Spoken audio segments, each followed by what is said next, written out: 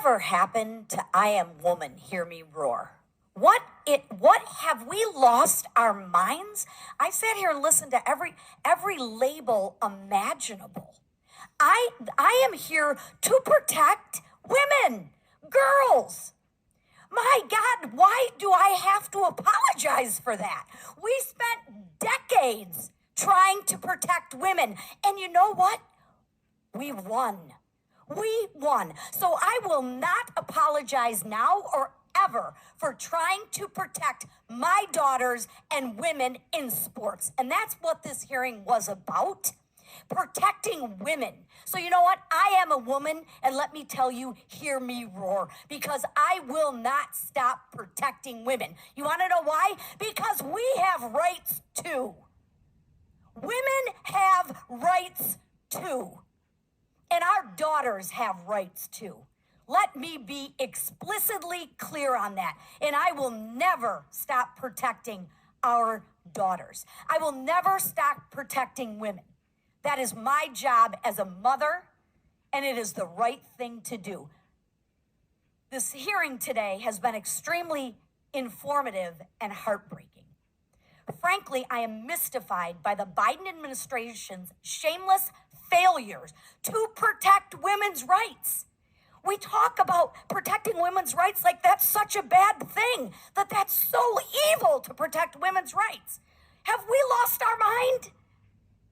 The administration's proposed Title IX rule will rewind decades of progress in women's rights. The Biden administration is weakening Title IX by allowing all males who identify as women to participate in women's sports. Okay, identify as women. How about just be a woman? Why can't I protect my women? Why can't I protect my daughters?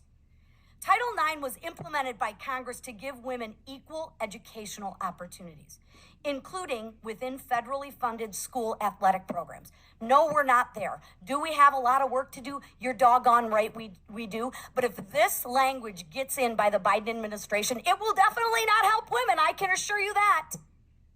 It will not help us on the progress route. The Biden administration's rule would eliminate women's sports as we know it.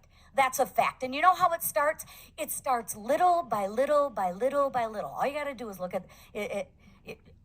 It's called the salami mentality. Little by little by little. It starts by just a little, and then before you know it, look at our tax system, right? As we have discussed today, the Biden administration has no legal grounds to support this rule. Congress is the nation's lawmaking body, not unelected bureaucrats in the Biden administration. In a world where biological males compete in women's sports, women lose access to roster spots. It's true. It's not about your feelings. It is the fact. Women lose championships, records, and scholarships. That's just a fact. I'm sorry if it doesn't fit your narrative, but it's the fact. Women face serious injuries from contact sports with physically biological or larger biological males. Again, don't let the facts get in the way of a good story. Women face emotional trauma of exposure to biological males in spaces that should be safe and private for women, like the locker room. And why should women have to change all the time? Would have been nice if we got a little heads up, Riley, about, hey, we got a biological male competing. Would have been nice to have a heads up. Then maybe we could have put the curtain up. But we don't even bother to tell anybody. What about defending our women? What about defending my daughters? Don't I have a right? You know what? I say yes, I do. The proposed Department of Education rules will do nothing to preserve the safety or fairness of women's sports. This is about protecting girls and women. This is about protecting our daughters, our sisters, our nieces, and our granddaughters. And you know what? Lisa McClain is here to fight for them. That's why I've drafted a bill, Save Women's Sports Act, to protect sports and fair competition across the nation. Remember Title IX that we fought so hard for? My bill prohibits any school or university that receives federal funding from allowing biological males from participating in women's sports. So you can do it. We're just not funding it. If schools violate the provision of this bill, they lose access to all federal funding. You can be who you want to be, but the American people don't have to fund it, especially since about 70% of them actually agree with me. Simply put, this bill will stop the pattern of unremarkable male athletes that switch to women's sports and suddenly come in first place.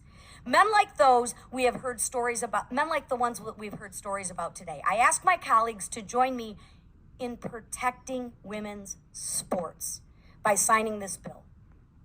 In closing, again, I want to thank our panelists once again for your brave and important testimony today.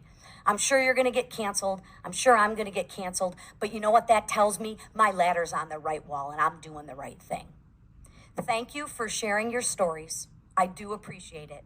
And with that, without objection, all members have five legislative days within which to submit materials and additional written questions for the witnesses, which will be forwarded to the witnesses. If there is no further business without objection, the subcommittee stands adjourned.